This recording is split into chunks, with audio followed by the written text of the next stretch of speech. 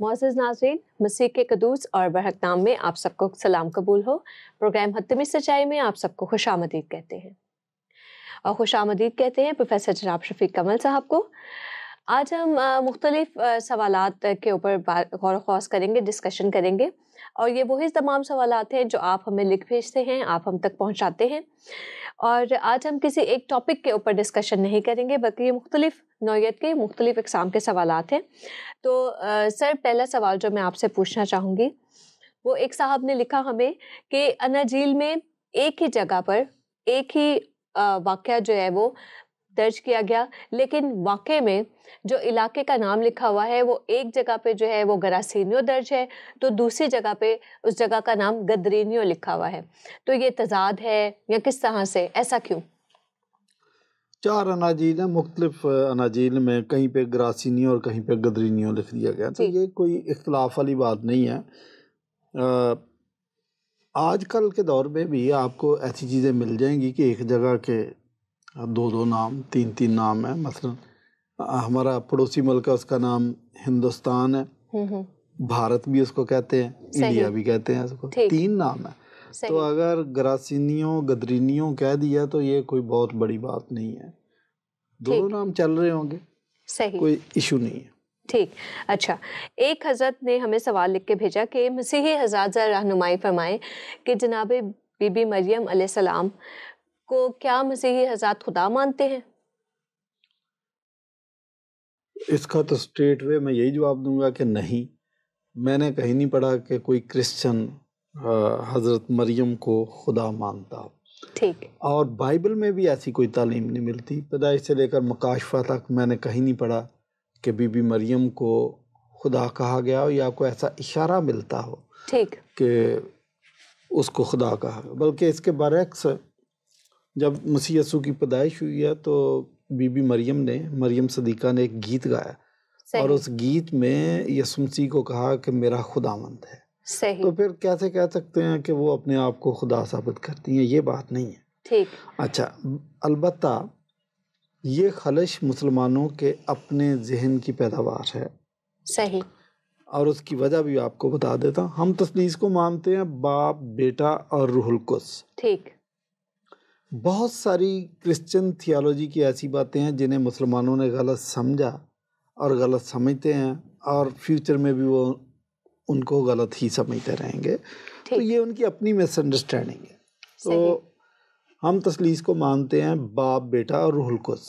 ٹھیک، اب اسلام جب عرب کے اندر آیا تو وہاں پر یہ ہمارے کیتھولک فرقے سے نکلے ہوئے کرسچن تھے جن کو ہیریٹک تعلیمات کی وجہ سے نکال دیا گیا تھا روم سے، صحیح، کرسچن کنٹری سے۔ ٹھیک، تو چونکہ وہ مریم کی اوور وینریشن کرتے تھے، ٹھیک ہے، تو جو دوسرے لوگ دیکھتے ہیں ان کو ایسا لگتا ہے کہ شاید یہ مریم کو خدا مان رہے ہیں، لیکن اگر آپ ان سے پوچھیں تو وہ یہ کبھی نہیں کہتے کہ ہم بی بی مریم کو خدائی کا درجہ دیتے ہیں، نہیں، تعظیم بہت کرتے ہیں، اس میں کوئی شک نہیں۔ ٹھیک، اچھا، ٹھیک، اب سمجھیں کہ ہوا کیا کہ ایک تو مریم ایک عورت تھی، اور تثلیث کے اندر باپ اور بیٹا اور روح۔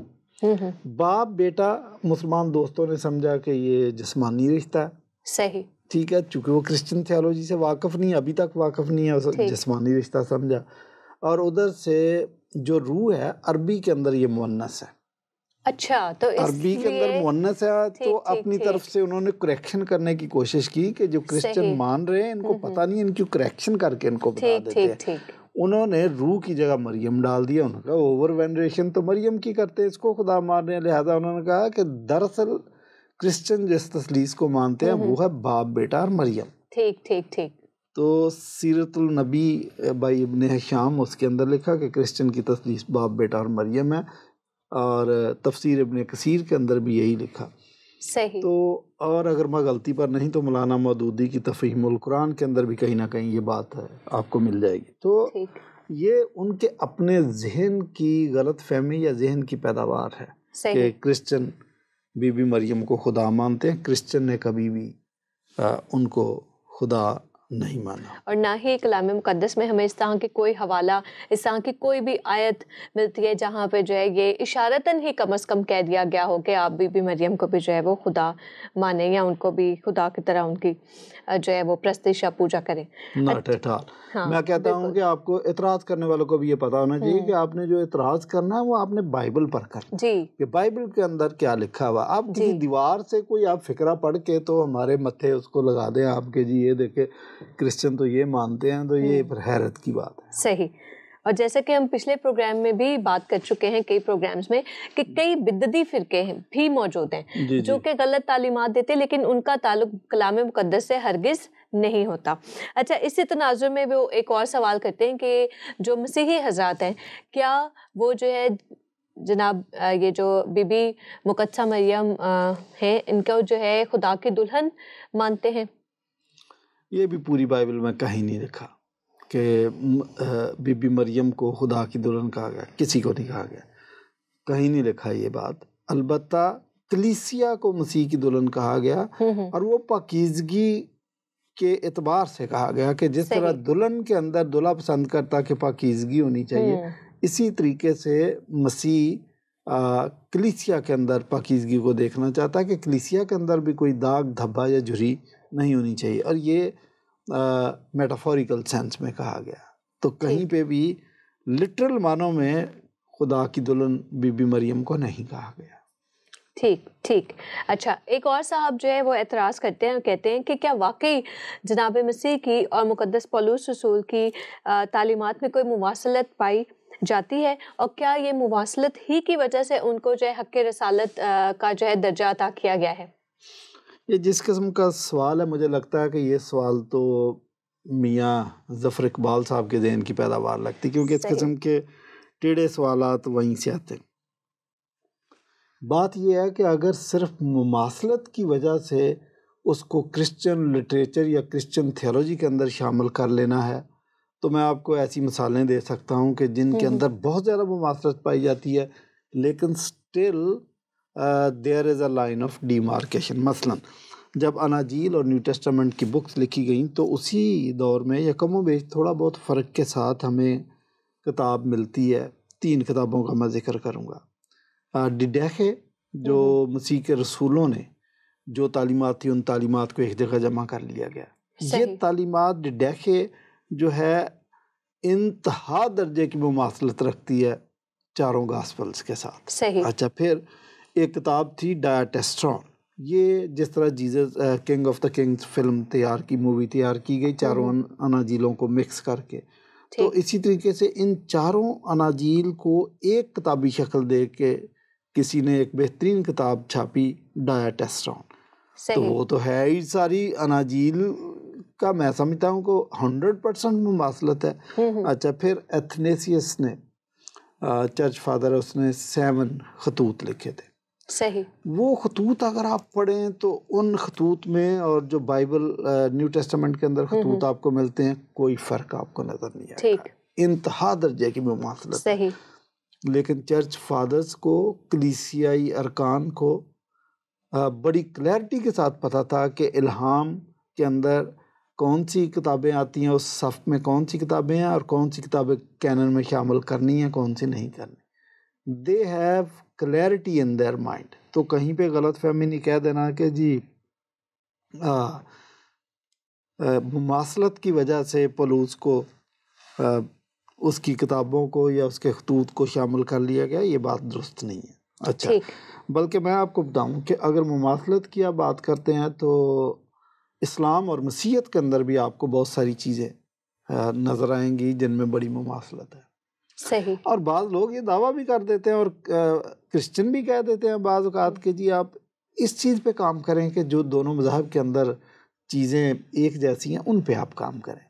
اور مسلمان دوست تو بہت یہ بات کرتے ہیں کہ ہمیں مماثلت پہ کام کرنا چاہیے. لیکن میں آپ کو بتا دوں کہ وہ مماثلت ایسی ہے جو بظاہر نظر آتی ہے. حقیقت میں آپ ان ڈیپتھ جب جائیں گے، ان کا انالیسس کریں گے تو آپ کو پتہ چلے گا کوئی مماثلت نہیں ہے. یہ بالکل وہی بات ہے کہ 5000 کا اصل نوٹ اور 5000 کا جعلی نوٹ. بڑی مماثلت آپ کو نظر آئے گی. 99.9% وہ ایک دوسرے کے ساتھ سملر ہوتے ہیں، لیکن ایک جعلی ہوتا ہے ایک اصلی ہوتا ہے. اب آپ اگلا سوال یہ نہ پوچھ لیجئے گا کہ یہ نوٹ اصلی کون سا اور جعلی کون سا، یہ ایک مثال ہے صحیح سمجھانے کے لیے. ٹھیک ہے. ہاں تو بات ابھی میری مکمل نہیں ہوئی کہ پولوس رسول کو مماثلت کی وجہ سے نہیں کیا گیا، بلکہ اس کو اس کی رسالت کی وجہ سے، اس کے بلاوے کی وجہ سے اور غیر اقوام کا رسول ہونے کی وجہ سے ہم رسول مانتے ہیں. وہ بارہا یہ بات کہتا ہے، اپنی رسالت کے بارے میں بیان کرتا ہے کہ میں رسول ہوں، مجھے مسیح نے بلایا اور نام لے کر بنایا، میں مسیح کا غلام ہوں، اور جو کچھ مسیح نے کہا میں وہی بیان کرتا ہوں. جو خوشخبری مجھ تک پہنچی ہے میں اسی کو آگے، میری اپنی اختراع کچھ نہیں. وہ تو بڑا واضح کہتا ہے غیر اقوام کا وہ رسول تھا اور اس کو اپنے بلاوے کے بارے میں بڑی کلیئرٹی کے ساتھ پتہ تھا. تو بلکہ وہ تو یہ بھی کہتا ہے کہ جو میں اپنی رویا کا کبھی اپنی ویژن کا نافرمان نہیں ہوا، جو کچھ مجھے کہا گیا میں اس پر عمل کر رہا ہوں. اور تا دم مرگ اس نے انجیل کی منادی کی اور جو کچھ اس کو کہا گیا اس پر عمل پیرا رہا. تو یہ آپ کی مسکنسیپشن ہے بھائی، میں کیا کہہ سکتا ہوں. صحیح. اچھا، یہی تقریباً جو ابھی سوال میں نے آپ سے پوچھا ہے، اسی کو جو ہے تھوڑا سا ریفریز کر کے ایک اور صاحب ہمیں سوال لکھتے ہیں کہ کیا لازمی ہے کہ اگر کوئی شخص پہلے جو ہے مخالف مسیح ہو پھر اس کے بعد وہ ایمان لے آئے، تو کیا اس وجہ سے کہ وہ پہلے مخالفت کر رہا تھا اب جو ہے وہ جناب مسیح کی طرف آ گیا ہے تو اب اس کو جو ہے رسول بنا دیا جائے؟ کیا یہی کرائٹیریا ہے رسول بنانے کا؟ یہ کرائٹیریا نہیں ہے، بلکہ اس کو کسی اور نے، بلکہ کئیوں نے فرق طریقے سے بھی پوچھا. جی وہ تو آپ کا مخالف تھا تو وہ دھوکے سے آپ کی مسیحیت کی صفوں میں گھس گیا تھا اور اس لیے اس نے دھوکے سے مسیحیت کو نقصان بہت پہنچایا اور بعد میں مسیحیت کا حلیہ بگاڑ دیا. یہ لوگوں کے ذہن میں اس قسم کے سوالات ہیں. آپ کا بھی جو سوال یہ والا ہے یہ ہے کہ کیا یہ کرائٹیریا تھا کہ وہ پہلے دشمن تھا تو پھر نہیں، یہ بات نہیں ہے. بات یہ ہے کہ مسیحیت کے تو سارے دشمن ہیں. صحیح. ایون وہ یہودی بھی دشمن ہی تھے، لیکن جب وہ دائرہ مسیحیت میں شامل ہوئے، روح القدس نے ان کے دلوں کو ٹچ کیا، انہوں نے اس سچائی کو پایا، اس کو سمجھا، اس کو ٹھوک بجا کے دیکھا، تو they were convinced for Christianity، تو وہ کرسچن ہو گئے.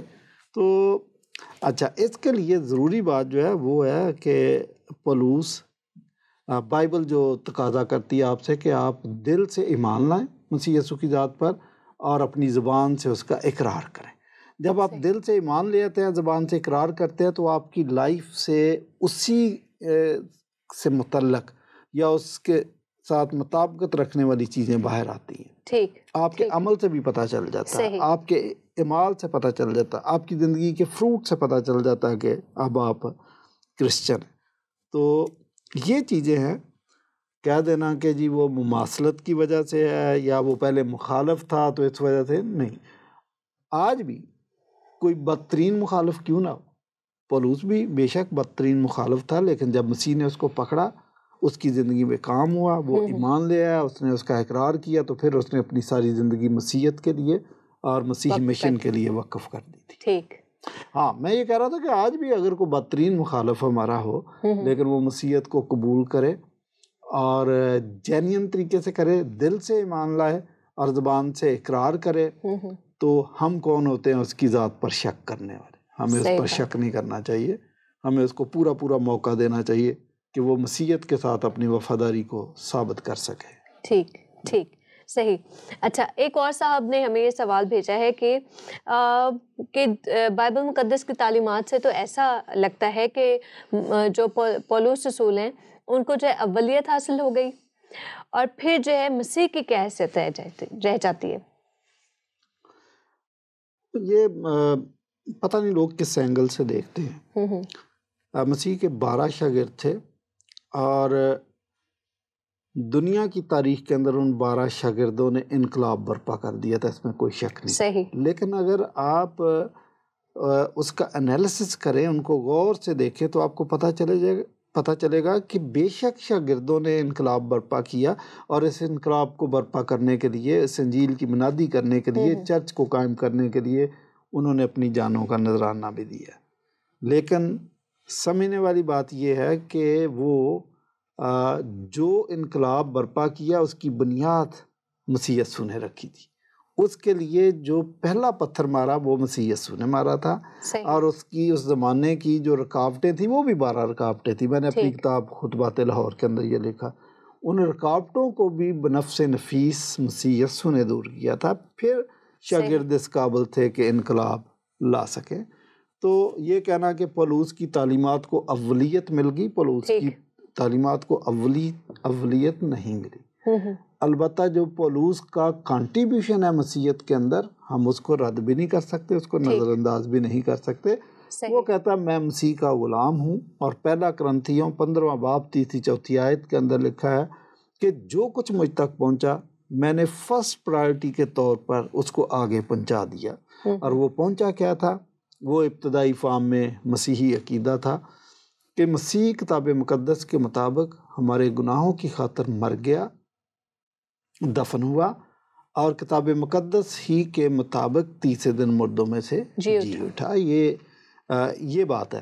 اور جو رول آف فیتھ تھا جس کو شاگرد مانتے تھے، پولوس اس کا پوری طرح کاربن تھا، وہ وہی باتیں کر رہا تھا. تو کون سی اس نے نئی بات کر دی؟ رول آف فیتھ پہلے سے ڈیولپ ہو چکا تھا، شاگرد اس کو جانتے تھے، بلکہ وہ شاگرد ہی اسی وجہ سے تھے، وہ رسول ہی اس وجہ تھے کہ وہ اس رول آف فیتھ کو اپنی زندگی کا حصہ سمجھتے. پولوس بھی یہی سمجھتا تھا. اور یہ بائبل کی یہ بات کہ مسیح کو سب ناموں سے اعلیٰ نام دیا گیا، تو یہ تو ایز اے ہول اس پیکج کا حصہ ہے، تو پولوس بھی اس کو مانتا تھا. اچھا پھر اور ہر ایک زبان اقرار کرے کہ مسیح یسوع خداوند ہے. تو یہ ساری باتیں پولوس مان رہا تھا، لیکن کوئی نئی اختراع نہیں کر رہا تھا.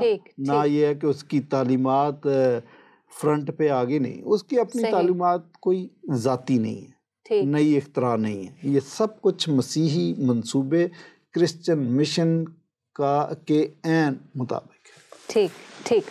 اچھا، ایک اور سوال جو ہمارے پاس آیا ہے، اس سوال سے ایسا لگ رہا ہے کہ یہ صاحب جو ہے جناب پولوس کو جو ہے وہ کوئی پولیٹیشین سمجھتے ہیں، اس لیے انہوں نے سوال ہمیں لکھا کہ مقدس پولوس رسول کا مینڈیٹ کیا تھا؟ مینڈیٹ وہی تھا جو باقی شاگردوں کا تھا، باقی رسولوں کا تھا. اور مسیحیت جب تک اس دنیا میں قائم ہے، بلکہ جب تک سورج چاند ہے، کرسچنز کے پاس، کرسچن مشنریز کے پاس جو مینڈیٹ ہے، اور جو ابتدائی رسولوں کے پاس مینڈیٹ تھا، وہی پولوس کے پاس تھا. ابتدائی رسول اور پولوس رسول کے آنے والے کے بعد میں آنے والے مسیحی یا مشنریز جو جس مینڈیٹ کے مطابق کام کر رہے تھے، وہ مینڈیٹ کیا تھا؟ وہ مینڈیٹ یہ تھا کہ وہی بات جو پولوس نے کرنتھیوں میں کہی کہ جو بات سب سے پہلے مجھے پہنچی میں نے آگے پہنچا دی. وہ اسی کو آگے پہنچا رہے تھے، انجیل کی منادی کر رہے تھے، اور چرچ کو ایکسٹینڈ کر رہے تھے، خدا کی بادشاہت کو ایکسٹینڈ کر رہے تھے. یہی پولوس کر رہا تھا. میں اور اس کی تھوڑی وضاحت کر دوں. مثال اس کی کیا ہے کہ اس کو غیر قوموں کا رسول کہا گیا، اور مشن ٹو جینٹائلز میں اس نے بڑھ چڑھ کر حصہ لیا. باقی شاگردوں نے بھی بڑھ چڑھ کر حصہ لیا. اگرپا بادشاہ کے سامنے وہ جب انجیل کی منادی کرتا ہے تو اس وقت اس کے ہاتھوں میں زنجیر تھی. بادشاہ نے اس کو روک دیا، رکنے کا اشارہ دیا کہ بھائی جو تو تقریر کر رہا ہے، مجھے ایسا لگ رہا ہے کہ تو مجھے کرسچن کرنا چاہتا ہے، اور اگر تجھے روکا نہ گیا تو میرے دل پہ اثر ہو جانا، اس لیے سٹاپ اٹ.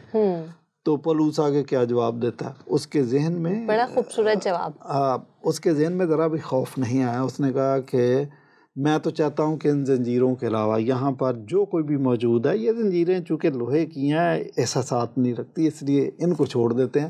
میں چاہتا ہوں باقی سب کرسچن ہو جائے. بہت بڑا جواب دیا تھا. یہی وہ جواب ہے جو شاگرد دیتے تھے. پطرس کو منع کیا گیا تو اس نے کہا ہمیں آدمیوں کے حکم کی نسبت خدا کا حکم ماننا زیادہ فرض ہے.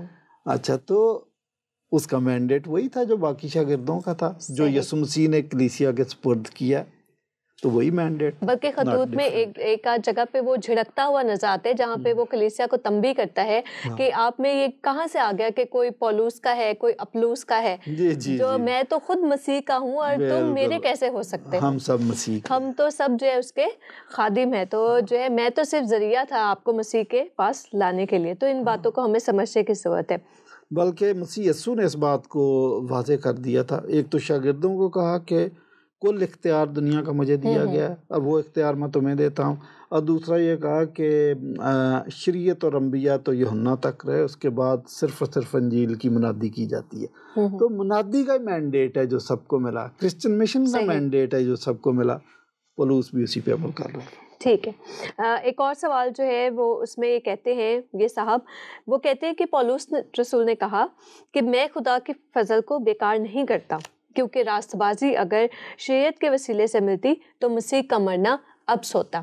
اس کو ذرا وہ صاحب کہتے ہیں کہ اس آیت کو ذرا ایکسپلین کر دیجیے۔ ٹھیک ہے، غلطیاں دوسرے باب کی 21ویں آیت میں یہ لکھا، ٹھیک، ڈیفیکلٹ بات ہے، لیکن اگر یہ بات سمجھ آ جائے تو آپ کو کرسچن تھیالوجی کی ایک سمجھے کہ مشکل ترین بات سمجھ آ گئی، صحیح، آپ کے ذہن کی خلش دور ہو جائے گی۔ ٹھیک، دیکھیں وہ کہتا ہے کہ سب کچھ خدا کا فضل ہے، ایون شریعت بھی خدا کے فضل کی وجہ سے آئی ہے۔ ٹھیک، اچھا، پھر جو شریعت کے وسیلے سے پرابلم یہ ہے کہ شریعت اپنی ذات میں پرفیکٹ ہے، صحیح، لیکن بائبل میں یہ بھی لکھا ہے کہ اگر کوئی شخص شریعت میں کسی ایک نقطے میں بھی عمل کرنے میں ناکام رہ جاتا ہے تو سمجھے کہ وہ پوری بات میں ناکام رہ ہو گیا۔ گیا، ٹھیک ہے نا، یعقوب کے خط میں تقریباً یہ بات یہ لکھی ہے۔ صحیح، تو اب شریعت تو ایک ایسی چیز ہے کہ آپ کے پاس چوری کرنے کے 1000 مواقع آئے، آپ نے چوری نہیں کی، صحیح، لیکن ایک موقع پر 1001 جو موقع تھا اس پہ آپ بہک گئے اور آپ نے چوری کر لی۔ صحیح، تو بائبل کہتی ہے گناہ کی مزدوری موت ہے، بلکہ رومیوں 4 باب کی 4 آیت میں لکھا کہ کام کرنے والی کی مزدوری بخشش نہیں بلکہ حق سمجھ کر دی جائے۔ اب تو یہ تو آپ کا حق ہے، اب آپ نے یہ مزدوری اس کی ہے موت، تو اب آپ ہاتھ پیچھے نہیں کھینچیں گے کہ نہیں جی موت رہنے دو، باقی جو میں نے 1000 نیکیاں کی تھیں وہ دے دو۔ صحیح، موت جب آپ کو مل جاتی ہے تو آپ تختہ دار کی طرف جا رہے ہیں، کالا کپڑا آپ کے چہرے کے اوپر ہے، راستے میں ایک شخص آپ کو 1,00,000 روپے کا چیک آپ کی جیب میں ڈال دیتا ہے، آپ کے لیے ہے کسی فائدے کا؟ کسی فائدہ کے نہیں، کیونکہ چند لمحوں کے بعد آپ کو تختہ دار پہ چڑھا دیا جائے۔ صحیح، لوگ ان باتوں کو سمجھتے نہیں ہیں، اس لیے ایمان کے وسیلے سے نجات ملتی ہے۔ بائبل کہتی ہے کہ مسیح یسوع نے چونکہ شریعت پر عمل کر کے دکھا دیا تھا، ٹھیک، اور ہم اس پر ایمان لے آتے ہیں کہ ٹھیک ہے ہمیں گناہوں سے معافی ملتی ہے کہ ہم مسیح پر ایمان لائے کہ اس نے گناہ کی خاطر جو لکھا کہ بغیر خون بہائے معافی نہیں، اس نے خون بہا دیا، صحیح، ہمارا کفارہ دے دیا۔ تو یہ بھی شریعت کی تکمیل تھی، یہ تکمیل کر دی مسیح نے۔ اب یہ خدا کا فضل ہے کہ آپ اس کو ایمان سے مانیں صحیح، اور توبہ کریں اور آئندہ گناہ نہ کریں، مطلب اس کو لائسنس کے طور پر نہ لے لیں تو آپ کو نجات مل سکتی ہے۔ بہت ایزی بات ہے۔ اچھا، اسی سلسلے میں اسی تناظر میں ایک اور سوال میں آپ سے پوچھنا چاہوں گی کہ اس بات کا پھر کیا ثبوت ملتا ہے، یا اس بات کو ہم کس طرح سے پروو کر سکتے ہیں کہ اپنی کنورژن کے بعد، اپنی تبدیلی کے بعد، یا مسیح یسوع کی ذات پر ایمان لانے کے بعد جو پولس تھا وہ مکمل طور پر تبدیل ہوا، اور اس کے بعد جو ہے اس بات کا کیا ثبوت ملتا ہے کہ اس نے مسیحیوں کی مخالفت کو مکمل طور پر ختم کر دیا؟ دیکھیں، یہ اس کا ثبوت مسیحی مشن ہے کہ جو باقی شاگرد جس طریقے سے مسیحی مشن پر عمل کر رہے تھے پولس اسی طریقے سے کر رہا تھا، اور پھر اس کی باقی زندگی سے جس طریقے سے اس نے کام کیا اس سے ہمیں پتہ چلتا ہے کہ اس کی زندگی تبدیل ہو گئی تھی۔ پھر آپ نے سانپ والا واقعہ، بلکہ سانپ والے واقعے سے شپ جب طوفان میں پھنس گیا تو وہی بندہ تھا جس نے باقی مسافروں کو یہ کہا کہ آپ کو فکر کرنے کی ضرورت نہیں ہے، ہو سکتا ہے جہاز تباہ ہو جائے لیکن ہم محفوظ طریقے سے کنارے پہ منزل مقصود تک پہنچیں گے۔ وہ پہنچ گئے، اور ہوا بھی اسی طرح کہ وہ تمام جہاز جو ہے وہ ٹوٹ گیا اور یہ سب لوگ جو ہیں کوئی بھی شخص ہلاک نہیں ہوا۔ تو میں سمجھتا ہوں کہ ایک بہت بڑی پیش گوئی اس نے کی۔ پھر ایک جب وہ آگ تاپ رہے تھے تو ایک سانپ، خطرناک زہریلا سانپ جو ہے وہ اس کے بازو سے لپٹ گیا، تو جو باقی لوگ دیکھ رہے تھے انہوں نے کہا اب یہ مارا گیا، لیکن اس نے جھٹک دیا۔ بلکہ لوگوں نے یہاں تک اعتراض کیا کہ دیوتا نے جو ہے وہ اس کو سمندر کے طوفان سے تو بچا لیا، لیکن لگتا ہے کہ یہ بہت گنہگار شخص تھا کہ ابھی بھی جو ہے اس کو رہائی نہیں ملی۔ ہاں، لیکن جب وہ سانپ مر گیا تو پھر انہوں نے کمنٹس اپنے بدل لیے کہ یہ شخص کوئی دیوتا معلوم ہوتا ہے۔ تو آپ نے غور کیا، تو اگر یہ بات ہے تو پھر ہمیں پتہ چلتا ہے کہ اس کی زندگی میں معجزات بھی رونما ہو رہے تھے۔ اچھا، پھر اگر وہ کسی فراڈ کی غرض سے مسیحیت کی صفوں میں شریک ہوا تھا تو اس کو اپنی موت سے پہلے اس فائدے کے لیے کام کرنا چاہیے تھا، اس سازش کو مکمل کرنا چاہیے تھا۔ اگر کوئی سازش ہوتی تو وہ اپنی زندگی میں اس کو مکمل کرتا۔ ہم یہ دیکھتے ہیں نہ اس نے کوئی مسیحی مشن سے مفاد اٹھایا، بلکہ ہم دیکھتے ہیں وہ چرچز سے پیسے نہیں لے رہا تھا، چاہتا تو بہت بڑی رقم لے سکتا تھا، اس نے اپنی ذات کے لیے کچھ نہیں لیا، اور جو مسیحی مشن کا کام کرتا تھا خیمے بن کے اس سے پیسے کماتا تھا، اسی سے اپنا روزگار، اسی سے روٹی پانی، اور اسی سے وہ مشن کے کام پہ بھی پیسے خرچ کرتا تھا۔ تو یہ ساری باتیں بتاتی ہیں کہ اس کی زندگی ایک تبدیل شدہ زندگی تھی۔ تو یہ زندگی ویسی تھی جو باقی رسولوں کی زندگی تھی۔ میں جن رسولوں کو جانتا ہوں کہ مسیح یسوع کے جو شاگرد تھے، وہ جب اپنے گھروں سے نکلے ہیں انجیل کی منادی کے لیے تو انہوں نے اپنی جانیں ادھر ہی قربان کی ہیں، وہ واپس اپنے رشتہ داروں میں اسی حالت میں واپس نہیں آئے۔ پولس کے متعلق بھی ایسا ہوا، اس نے چونکہ 3 مشنری سفر کیے تھے، لیکن at the end of the day وہ گھر سے باہر ہی تھا اور منادی کر رہا تھا جب اس کی جان نکلی ہے۔ اور پھر اس نے تو مسیحیت کی خاطر نہ صرف صعوبتیں برداشت کی ہیں، قید میں ڈالا گیا، کتنی دیر قید میں، ہم دیکھتے ہیں کہ وہ قید کے اندر بھی وہی پوری لمبی لسٹ وہ بتاتا ہے کہ میں جو ہے نا 3 بار 1:40 جو ہے کوڑے کھائے ہیں، پھر کئی بار جہاز کے خطرے میں پڑا ہوں، ایک دفعہ اس کو مار کے پھینک گئے تھے، وہ سمجھے مر گیا، لیکن وہ یہ سب کچھ وہ کس لیے کر رہا تھا؟ وہ مسیحیت کے لیے کر رہا تھا۔ یہ اس کی زندگی میں تبدیلی کا مظہر ہے کہ یہ سب کچھ اس کی زندگی سے ہو رہا تھا، اور جیل کے اندر جا کے بھی اس نے انیسمس کی زندگی کو بچا لیا۔ تو اور پھر بھی اس پر آپ اعتبار نہ کریں تو آپ کی، میں سمجھتا یہ کم فہمی ہے، لیکن مجھے تو 100% یقین ہے کہ اس کی زندگی بدلی اور اس نے بڑا کام کیا اور بہت سارے لوگوں کو چینج کیا، بہت سارے چرچز قائم کیے اور مسیحیت کے لیے کام کیا۔ نہ صرف اس کی زندگی تبدیل ہوئی بلکہ اس کی وجہ سے بتھیروں کی زندگیاں جو ہیں وہ تبدیلی کا باعث بنی۔ بلکہ میں تو یہ بھی کہتا ہوں کہ اس نے تیموتھیوس کو تیار کیا، تو جب یہ مر گیا تو تیموتھیوس نے مکمل طور پر اس کو ریپلیس کیا۔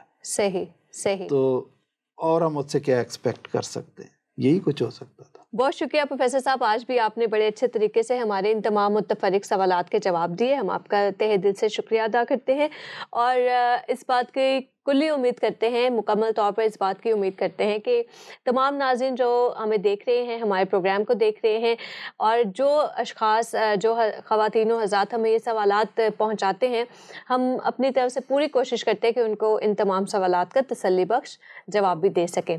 آخر میں آج کے اس پروگرام کی حتمی سچائی یہ ہے کہ ہم جو کلام خدا ہے، بائبل مقدس ہے، اس کو سطحی طور پر نہ پڑھیں، اور وہ تنقید، وہ اعتراضات جو ہم نے کہیں سے سنے ہیں، کسی نے ہم تک پہنچائے ہیں، کسی پروگرام میں دیکھ کر ہم نے کوئی جملہ فقرہ سن لیا اور ہم نے اسی کے اکارڈنگ جو ہے مسیحیت کے بارے میں، مسیحیوں کے بارے میں اپنے نظریات قائم کر لیے، یہ سچائی نہیں ہے۔